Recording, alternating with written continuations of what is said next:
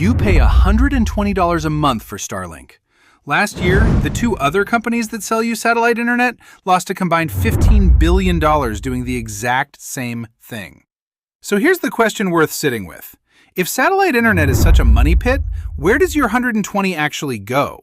And why is Starlink the only one keeping any of it? About 10 million people pay this exact bill. Almost none of them know that the most expensive sounding thing about it is the cheapest line on the receipt. By the end of this, you will. Start with what you're actually buying.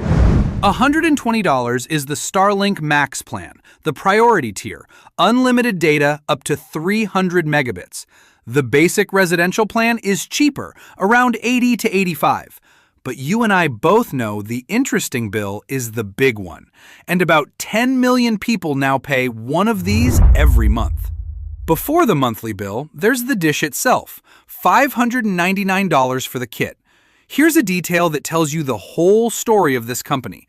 When Starlink launched, that dish cost them about $3,000 to build. They sold it to you for a few hundred and ate the difference. By 2021, they had it down to $1,300. By 2023, under $600. So the thing they used to lose a fortune on now roughly breaks even. Hold on to that obsession with cost, because it's the reason your monthly bill works the way it does. Now, most people picture that money flying straight up into space, into rockets, into satellites, into the most expensive engineering project of the decade. And the hardware really is staggering. A single Starlink satellite costs somewhere around $400,000 to $500,000 to build. Putting 23 of them up on one Falcon 9 runs SpaceX maybe $15 to $30 million a launch. There are over 7,000 of them up there right now, and they are falling out of the sky on purpose. We'll get to that. So if the satellites and the rockets are that expensive, your $120 is mostly paying for space, right? Hold that thought, because by the end, you'll see it is the cheapest part of your bill. If you like knowing where your money actually goes every time you tap your card, subscribe. One product, one full money trail every week. That's the whole channel. Let's follow the money. We'll start where everyone assumes it all goes and work toward where it actually does. Stage 1, the satellite. About $500,000 of hardware. But here is the trick that breaks your intuition. That satellite isn't serving you. It's serving roughly 1,200 or 1,300 subscribers at once. Spread the cost of the satellite and its share of the launch across all of them, across the 5 years it stays in orbit, and the space hardware works out to somewhere between $20 and $30 of your monthly bill. The rocket, the part that looks astronomical, is about a quarter of what you pay. Stage 2, the ground. Your dish talks to a satellite, but the satellite has to hand your video call off to the actual internet somewhere. That's gateways, fiber backhaul, peering deals, ground stations scattered around the planet. Call it $18 of your bill. Stage 3, keeping the lights on. Customer support, billing, the people who answer when your dish freezes over in January, plus the overhead, offices, salaries, the unglamorous machinery of running a company. Starlink famously spends almost nothing on marketing.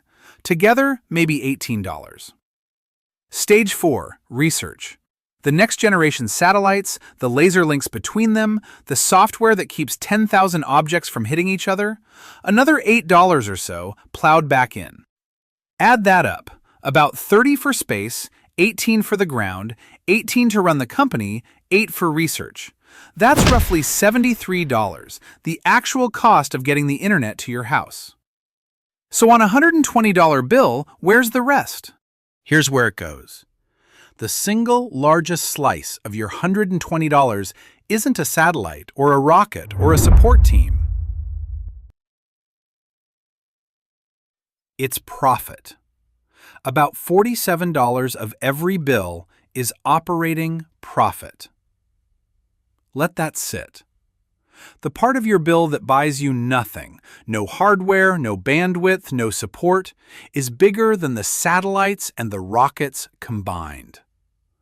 We grew up assuming space was the expensive part. For Starlink, space is the cheap part. The expensive part is the margin. And this isn't a number Starlink hides. It's in the figures SpaceX put in front of investors ahead of going public. In 2025, Starlink pulled in about $11.5 billion and turned $4.5 billion of it into operating profit. A satellite company with the margins of a software company. And the strangest part? They're doing it while charging less on average, not more. The typical Starlink subscriber worldwide now pays about $66 a month, down from $99 back in 2023. As Starlink pushed into cheaper markets, the average bill fell by a third, and the margin went up anyway. Volume did what price couldn't. This is the whole point of the cut. We follow the dollar until it stops moving. Subscribe so you catch the next one before you pay it. Now, the obvious objection. Maybe satellite internet is just a license to print money, and they all do this. They don't. And this is the part you can check yourself, because the competition is public and files with the SEC. EchoStar, the company behind HughesNet, sold $15 billion of service last year, and lost about $14.5 billion.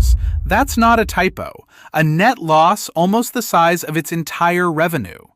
Viasat, the other public satellite internet operator, $4.5 billion in revenue and still finished the year in the red. Same product, same dish on the roof, same promise of internet from space. One of them keeps about 40 cents of profit on your dollar, the other two bleed. So what's the difference? It's the rocket. EchoStar and Viasat have to rent their ride to orbit, $10 to $40 million per satellite, paid to someone else. SpaceX owns the rocket, lands it, and flies it again. The thing everyone assumed was the expensive part, the launch, is exactly the part that lets Starlink keep your $47 while the others lose theirs. Think about what that rented launch does to the math. When a satellite costs you $10 to $40 million just to reach orbit, you need it to last, to carry as much as possible, and to never fail, because you cannot afford to replace it. So you build big, slow, expensive birds, and you fly them rarely. SpaceX flipped that. Cheap, reusable launches mean cheap, mass-produced satellites you can afford to throw away and replace by the thousand. The competitor's single biggest cost became Starlink's smallest one. That isn't a pricing trick, it's a different physics of the business. One more thing, because it answers the question everyone asks. If the satellites are already up there, why does the bill keep climbing? Because they fall. Every Starlink satellite is designed to die in about 5 years, then burn up on the way down on purpose. Just to stand still, SpaceX has to launch something like 1,500 new ones every single year. The Constellation is never finished. It's a treadmill, and your subscription is what keeps it running. The day you think the network is paid off is the day a few thousand satellites are already burning up over the Pacific. And here's the quiet irony. The average bill is actually falling, about $66 now versus $99 a few years ago, while the cost of keeping the sky full never stops coming. The only reason that math still works is the same reason from the very start. The launches are cheap enough that even a constellation you have to rebuild every 5 years still leaves room for $47 of profit per customer. No one else in this business can say that. So what if you'd known all this before you signed up? Probably nothing changes. Out where Starlink wins, it's often the only thing that works. But you'd look at the bill differently. Let's put your 120 back together. About $30 of actual space, satellites and rockets, the part that sounds like the whole story. $18 for the ground that connects you, $18 to run the company, $8 for whatever comes next. That's $73 of real cost. And $47 of pure profit, the cut you never see, and the only reason the satellites that everyone else went broke building are still up there at all. $47. Out of 120, that is the single biggest piece, and it is the only one that doesn't build a satellite, light a rocket, or answer your support ticket. It is the price of being the one company that figured out how to get to space cheaply, while everyone else was still renting the ride.